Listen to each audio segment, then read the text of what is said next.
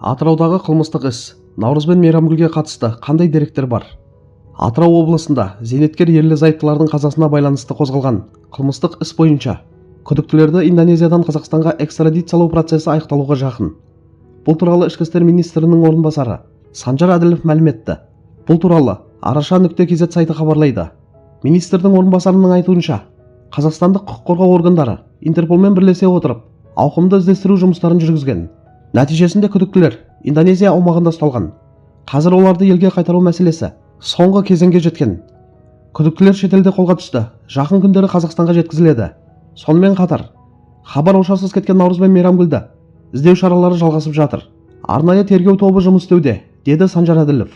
Қадірлі көрермендер, күдіктілердің елге экстрадициялануы аяқталуға жақын деген жаңалықты естіп, ақыры іс орнынан қозғалды деген ой келді.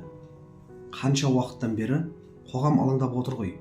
Ең бастысы, бәрі заң шеңберінде халықаралық талаптарға сай жасалып жатқаны дұрыс. Бірақ бұл істің ең ауыр тұсы әлі де бар. Наурыз бен Мейрамгүлдің тағдыры. Олар табылмайынша жақындарының жүрегі тынышталмайды. Солардың амандығы немесе нақты бір хабар белгілі болса екен деп тілейсің.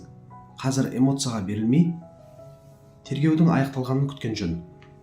Кінәлі болса сот шешеді. Кінәсіз болса ол да анықталады. Ең бастысы шындық ашылып, әділдік орнаса екен.